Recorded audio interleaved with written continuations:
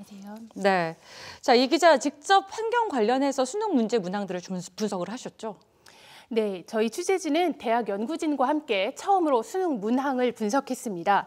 우리처럼 입시 위주의 교육에서는 수능에 무엇이 출제되느냐가 곧 교육의 척도이기도 합니다. 예. 세계적으로 환경교육을 의무화하자라고 할 만큼 기후변화와 환경이 정말 중요한 문제로 떠오르고 있습니다. 그에 반해서 수능에서는 아직은 그 중요성을 찾아보기가 어렵습니다. 먼저 수능에 나타난 환경, 최희연 기자가 정리했습니다. 지난 3년 동안 출제된 수능 문항은 모두 2,991문제입니다. 이 가운데 123개 문항에서 환경을 다뤘습니다. 전체의 4.1% 수준입니다.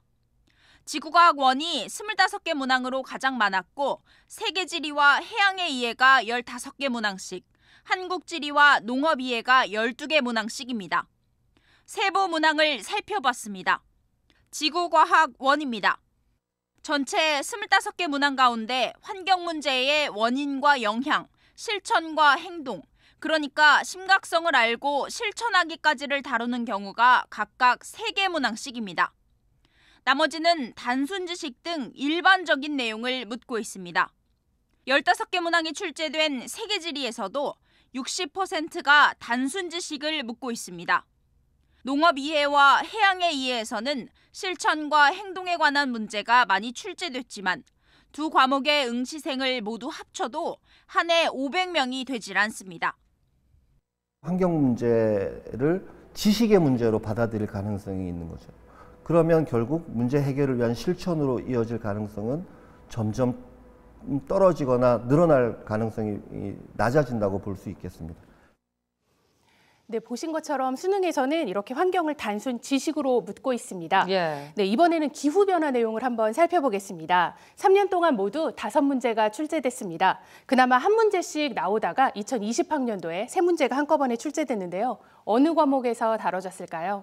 글쎄요, 얼핏 들어선 환경이니까 지구과학 아닐까 싶은데요. 네, 그럴 것 같지만 영어와 세계지리, 그리고 상업경제입니다. 문제 함께 보시겠습니다. 네. 먼저 영어입니다. 지문의 주제는 화석연료에 의존하지 않는 친환경 대체 기술을 만들어야 한다입니다. 전기자동차, 풍력, 태양열 등을 소재로 다루고 있습니다.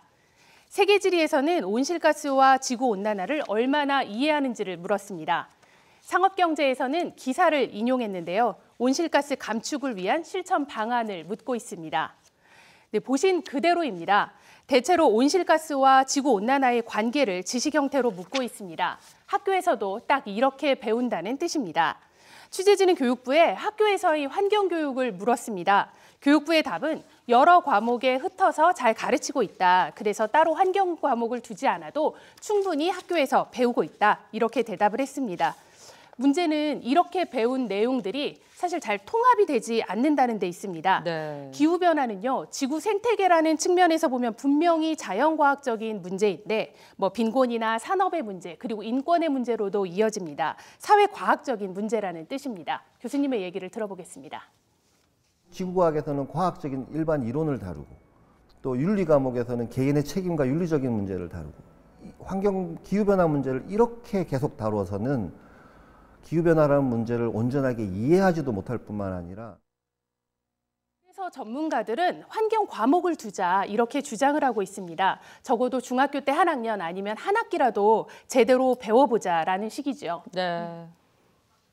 통합적으로 바라보는 부분을 환경과에서 좀 해줬으면 좋겠다. 어떤 방식으로 나아가야 될지와 관련된 종합적인 이야기를 다루는 데 사실은 큰 의미가 있다고 생각합니다.